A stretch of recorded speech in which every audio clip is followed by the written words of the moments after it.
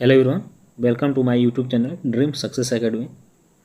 दोस्तों, हम लोग अभी बिहार स्पेशल सीरीज के अंतर्गत इडुटेरिया पब्लिकेशन के जो ये न्यू बुक है जिसका नाम है बिहार तथ्य संग्रह, ठीक है, इसको कवर कर रहे हैं। इस बुक का हम लोगों ने अभी तक 2 चैप्टर को कवर कर रखा है। यहाँ पर आपको बता दूं कि हम लोगों ने बिहार का सामान्य परिचय और बिहार में विविध, ये 2 टॉपिक को हम लोगों ने कवर कर रखा है। यदि आप लोगों ने उस वीडियो को नहीं देखा होगा तो डिस्क्रिप्शन में लिंक दे दूंगा, वहाँ से आप जाकर उसे वॉच कर सकते हैं। ये बुक जो है बिहार के आगामी सभी प्रतियोगी परीक्षाओं के लिए, बेसिकली बीपीएससी, बिहार दरअंत का कांस्टेबल के लिए जो है काफ़ी हेल्पफुल है, ठीक है, काफ़ी हेल्पफुल है।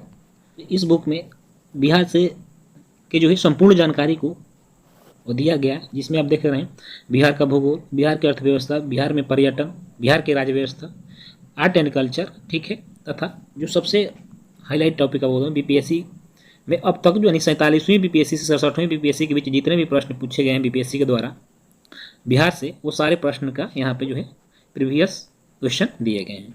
तो दोस्तों, आज का जो हमारा टॉपिक होगा, आज हम कवर करेंगे बिहार का भौतिक विभाजन, यानी कि फिजिकल जियोग्राफी बिहार का जो है उसे कवर करेंगे। ये चैप्टर काफ़ी इंपॉर्टेंट हो जाता है और बीपीएससी काफ़ी हाईलाइटेड टॉपिक भी है। तो चलिए ज़्यादा समय नहीं लेते हुए हम चलिए दोस्तों स्टार्ट। जो आज का टॉपिक है हमारा बिहार का जियोग्राफी यानी बिहार का भूगोल, चैप्टर नंबर 3 है आज, और आज का जो हमारा टॉपिक है वो भी 3 है। चलिए देखते हैं। बिहार जो है भौगोलिक रूप से एक क्या है, मैदानी राज्य है, याद रखिएगा।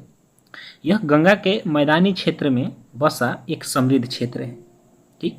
यह नेपाल के तराई से लेकर विंध्य की पहाड़ी एवं धारवाड़ की चटानी क्षेत्र जो है वहाँ तक विस्तृत है, ठीक। बिहार जो है भारत के राज्यों की यदि हम गिनती करें तो बिहार भारत के पूर्वी राज्यों में बिहार की जो है गिनती होती है, जो कि भौगोलिक रूप से 3 भागों में विभाजित है।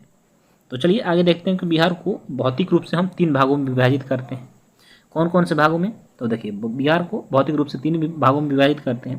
पहला है पर्वतीय तथा तराई क्षेत्र में, दूसरा है मैदानी क्षेत्र और तीसरा है पठारीय क्षेत्र, ठीक। तो देखिए, पर्वतीय क्षेत्र जो है इसमें 3 श्रेणियाँ आती हैं। कौन कौन से? सोमेश्वर की श्रेणी, रामनगर, दून और दून घाटी। जबकि मैदानी क्षेत्र में जो आपको पता है कि बिहार को जो है गंगा नदी जो 2 भागों में बांटती है। तो जो गंगा का उत्तरी भाग है उसको उत्तरी गंगा का मैदान कहते हैं, और जो गंगा के दक्षिण वाला भाग है उसे दक्षिणी गंगा का मैदान कहते हैं, ठीक है।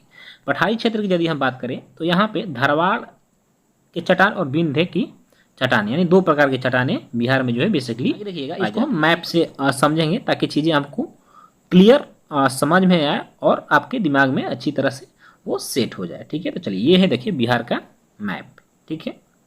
देखिएगा, ये हमारा पूरा बिहार हो गया, ठीक है, पूरा बिहार, ठीक है, ये बिहार का मैप हो गया। देखिए, ये जो है ये गंगा नदी प्रवाहित होती है। कैसे? तो आपको ये उत्तर प्रदेश के से एंट्री मारती है और बंगाल की खाड़ी में जाके मिलती है। तो जो बीचों बीच जाती है ये क्या है, हमारा गंगा नदी है, गंगा रिवर है, ठीक। यहाँ देखिए, यदि पर्वतीय क्षेत्र में बांटे तो देखिए सोमेश्वर घाटी ये है, दून घाटी है, और ये रामनगर दून है।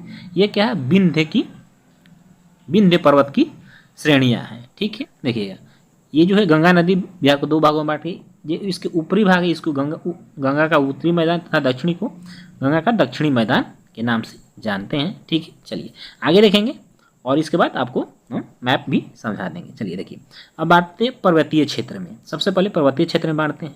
देखिए, पर्वतीय क्षेत्र की बात करें तो बिहार के उत्तर पश्चिम भाग में हिमालय पर्वत की शिवालिक श्रेणी का भाग अवस्थित है, ठीक है।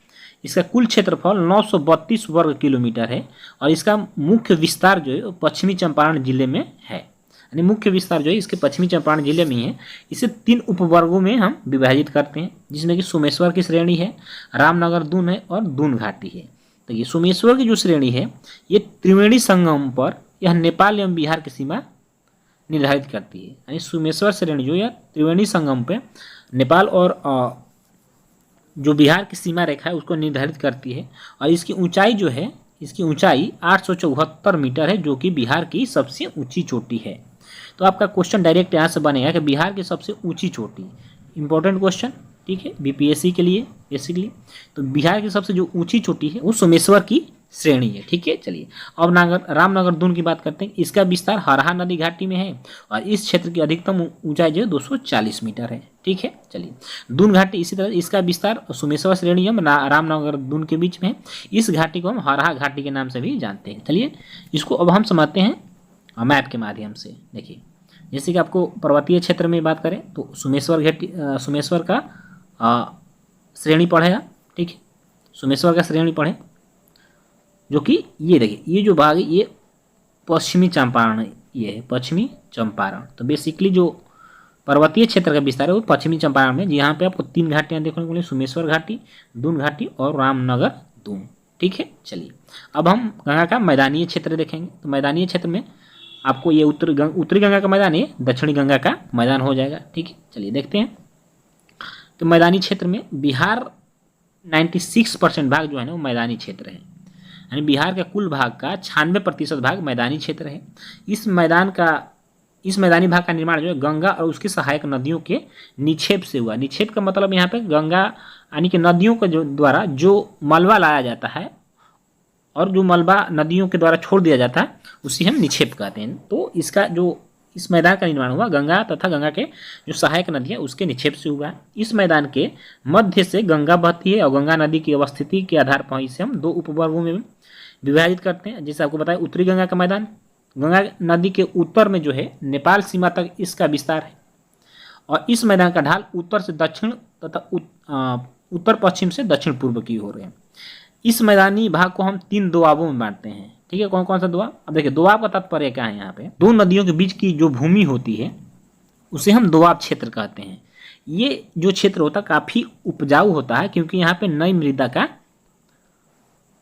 स्थानांतरण होता है, ठीक है। नई मृदा यहाँ पे हर साल आती है तो नई मृदा जो है उपजाऊ होती है। तो ये जलोढ़ मृदा से परिपूर्ण होता है जो कि उर्वरता के लिए प्रसिद्ध है। देखिए कौन कौन सा दोआब है, तो यहाँ पर देखिएगा कि दोआब की बात करें तो यहाँ पर देखिए घाघरा गंडक दोआब, गंडक कोसी दोआब और तीसरा है कोसी महानंदा दोआब। चलिए इसको मैप के माध्यम से देखते हैं, ठीक है। चलिए देखिएगा, देखिए ये है घाघरा गंडक दोआब, एक हो गया आपका। ये अगला हो गया गंगा कोसी दोआब, ठीक है, 1 2, और ये हो गया कोसी महानंदा दोआब, ठीक है। आप 3 दोआब आपको कहाँ दिखाना है? उत्तरी मैदान में, यानी गंगा का जो उत्तरी मैदान में उसमें आपको 3 दोआब देखने को मिले, ठीक है। चलिए आगे देखिए जो गंगा का दक्षिणी मैदान है यहाँ पे भी आपको 3 जो है मैदान देखने को मिले, गंगा सोन दोआब, ठीक है, मगध का मैदान और अंग का मैदान। ये जो है ये भी मैदानीय क्षेत्र है, ठीक है। चलिए अब देखते हैं दक्षिणी मैदान को हम। दक्षिणी मैदान में देखिएगा दक्षिणी गंगा का मैदान गंगा नदी से दक्षिण की ओर तथा दक्षिण पठारी जो क्षेत्र है के मध्य दक्षिण गंगा का मैदान अवस्थित है। उत्तरी गंगा मैदान की तुलना में इसका जो है आकार छोटा है और इसका निर्माण गंगा के अतिरिक्त जो पठारी नदियां हैं उसके निक्षेप से हुआ है, जिसमें आपको गंगा सोन दोआब, मगध का मैदान और अंग का मैदान देखने को मिलेगा, जैसे कि हम लोगों ने मैप में देखा। इस तरह से हम लोगों ने बिहार के भौतिक विभाजन में पर्वतीय क्षेत्र और मैदानी भाग को देख लिए। अब चलिए देखते हैं हम लोग पठारीय विभाजन को, पठारीय क्षेत्र को देखते हैं, ठीक है। चलिए देखिए पठार बिहार के दक्षिणी सीमा पर पठार एवं पहाड़ी क्षेत्र है, यानी कि बिहार के जो दक्षिणी क्षेत्र है वहाँ पे पहाड़ी क्षेत्र है जो कि झारखंड से अपनी सीमा साझा करते हैं। दक्षिण में स्थित पठारी क्षेत्र में 2 क्रम की चट्टानें पाई जाती है। कौन कौन सी? तो एक देखिए धारवाड़ की चट्टान और दूसरा है विंध्य पर्वत की चट्टानें। तो धारवाड़ की चट्टानें किन किन जिलों में पाई जाती है इसे जरूर आप याद करिएगा। देखिए मुंगेर, जमुई, नवादा तथा गया आदि में जो है धारवाड़ की चट्टानें पाई जाती है। और विंध्य की चट्टानें, क्योंकि ये पुरानी चट्टानें, धारवाड़ की चट्टानें जो ये पुरानी चट्टानें हैं, कैमूर और रोहतास जिले में पाई जाती है। कहाँ कहाँ? कैमूर और रोहतास जिलों में, सिर्फ 2 जिलों में विंध्य की चट्टानें आपको देखने को मिलेगा, ठीक है। तो इस तरह से जिला का नाम जरूर याद करिएगा क्योंकि इस तरह से क्वेश्चन आ जाता है बीपीएससी में कि इनमें से किस जिले में धारवाड़ की चट्टानें नहीं पाई जाती है। तो आगे देखते कुछ अन्य फैक्ट में कि बिहार के उत्तरी गंगा के मैदान में प्राकृतिक रूप से जलमग्न निम्न भूमि क्षेत्र को हम क्या कहते हैं? चौर या मन कहते हैं। ये बीपीएससी में पूछा हुआ प्रश्न है, ठीक है, कि बिहार के उत्तरी गंगा के मैदान में जो जलमग्न निम्न भूमि है उसको हम किस नाम से जानते हैं? तो याद रखिए उसे चौर या मन के नाम से हम जानते हैं। ठीक है, चलिए अगला क्वेश्चन है कि गंगा के मैदानी बाढ़ क्षेत्र में बनने वाले जो विशेष आकृति होती है उसको दियारा प्रदेश कहा जाता है। यानी कि गंगा का जो मैदानी क्षेत्र है वहाँ पर विशेष प्रकार की एक आकृति बनती है जिसे हम दियारा प्रदेश कहते हैं। उत्तरी गंगा मैदान में कई मन और चौर गोखुर झीलों के रूप में पाए जाते हैं।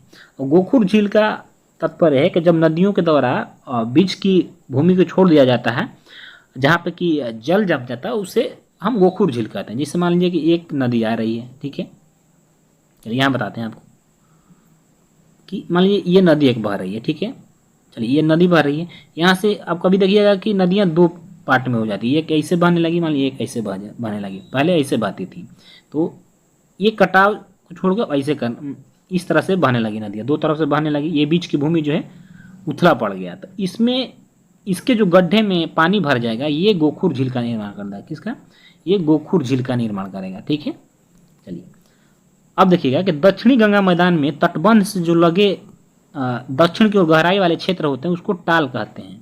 तो याद रखिएगा टाल जो है बिहार के दक्षिणी क्षेत्र भाग में पाया जाता है और चौर या मन जो है वो आपको बिहार के उत्तरी भाग में पाया जाता है। ठीक है, चलिए उत्तरी गंगा का मैदान जो है बाढ़ की विभीषिका के लिए प्रसिद्ध है। मतलब उत्तरी गंगा का जो मैदान है वहाँ पे बहुत सारी जो है नदियाँ हैं जिनमें कि हमेशा आपको बता देंगे पानी आते रहता है, तो वहाँ पे बाढ़ की खतरा हमेशा मंडराते रहता है। और उत्तरी बिहार जो है बाढ़ से प्रभावित, हमेशा बाढ़ से जो है प्रभावित रहता है, जबकि दक्षिणी बिहार सूखा से प्रभावित रहता है। तो वही है उत्तरी गंगा का मैदान जो है बाढ़ विभीषिका के लिए प्रसिद्ध है। ठीक है, चलिए अब देखिएगा कि चट्टानों को हम डिवाइड करते हैं कि कौन सी चट्टानें किस युग की हैं और वह किन किन क्षेत्रों में, किन किन जिलों में पाई जाती हैं और उसकी विशेषता क्या है। तो देखिएगा धरवाड़ की चट्टान जिससे आप लोगों ने पढ़ा, धरवाड़ की चट्टान का जो निर्माण हुआ था वो प्री कैम्ब्रियन युग में हुआ था। और इसका जो क्षेत्र है जैसे मुंगेर, जमुई, नवादा, गया और राजगीर में जो चट्टानें और पठार पाए जाते वो धरवाड़ के पठार हैं। ठीक है, चलिए इसकी विशेषता की बात करें तो यह बिहार में सबसे प्राचीन पहाड़ी क्षेत्र है। यानी बिहार का सबसे पुराना प्राचीन पहाड़ी क्षेत्र जो है धरवाड़ का चट्टान है। अब देखिए विंध्य पर्वत की जो चट्टानें हैं ये भी प्री कैम्ब्रियन युग के समय ही इसका भी निर्माण हुआ था। और इन जो चट्टानों का क्षेत्र है वो कैमूर और रोहतास है। यह दूसरा प्राचीन पहाड़ी क्षेत्र है, यानी कि धरवाड़ के बाद विंध्य पर्वत का ही निर्माण हुआ है। और यह जो है सीमेंट उद्योग तथा अपने चूना उद्योग के लिए प्रसिद्ध है। और आपको रोहतास के जो बंजारी क्षेत्र है वहाँ पे काफ़ी सीमेंट उद्योग भी देखने को मिलेंगे। ठीक है, चलिए अब देखिए टर्सरियरी जो कि प्लीस्टोसीन काल में इसका निर्माण हुआ था और यह जो है पश्चिमी चंपारण में के क्षेत्र में पाया जाता है। यह सोमेश्वर की यहाँ पे पहाड़ी स्थित है और यह सबसे नवीन पहाड़ी क्षेत्र है। टर्सरी जो कि आपको पता होगा कि हिमालय का निर्माण भी टर्सरी युग में हुआ था, जो कि टर्सरी प्रकार के चट्टानों में उसकी काउंटिंग होता और उसका निर्माण जो प्लीस्टोसीन युग में ही हुआ था। ठीक है, और क्वार्टनरी यह जो प्लीस्टोसीन या होलोसीन जो युग था उस समय इसका निर्माण होता है, किसका? क्वार्टनरी चट्टान का। और इसका जो क्षेत्र है वो गंगा का मैदान है। बिहार का जो अधिकांश भाग है वो गंगा का मैदानी क्षेत्र है और कृषि के लिए सबसे उपयुक्त क्षेत्र भी है। ठीक है, तो दोस्तों आज का जो हमारा चैप्टर हुआ बिहार का भौतिक विज्ञान समाप्त होता है। आगे के जो चैप्टर है वो बिहार की जलवायु है, जिसे हम किसी अन्य दिन कवर कर देंगे। आज का जो सेशन रहा कैसा लगा आप कमेंट करके ज़रूर बताइएगा। ठीक है, और किसी भी प्रकार की यदि आपकी क्वायरीज हो तो उसे आप ज़रूर कमेंट करके पूछें, मैं उससे कोशिश करूँगा कि उसका जवाब दूँ। ठीक है, तो इस मैप को आप स्क्रीनशॉट इसका ले लीजिए ताकि आपको बहुत सारी चीज़ें जो हैं यहाँ से याद करने में लाभदायक होगा। ठीक है, ताकि इसमें सभी चीज़ों को जो है देखिए अलग अलग करके दिया गया है कि गंगा का दोआब, मगध का मैदान, अंग का मैदान, गंडक कोसी दोआब, कोसी महानंदा दोआब, घाघरा गंडक दोआब। ठीक है, इससे आप स्क्रीनशॉट जरूर कर लीजिएगा। मेरी कोशिश रहती है कि दोस्तों मेरे से जितना हो सके मैं आपका हेल्प कर सकूँ और आप लोगों से मेरा आग्रह है कि आप लोग अपना फीडबैक ज़रूर देते रहें। ठीक है, कि आपको किस टॉपिक पे वीडियो चाहिए, मैं कोशिश करूँगा कि उस पर मैं आप लोगों को वीडियो प्रोवाइड करा पाऊँ। फिर मिलेंगे दोस्तों, तो कल आप अपना ख्याल रखिए, मस्त रहिए। जय हिंद, वंदे मातरम।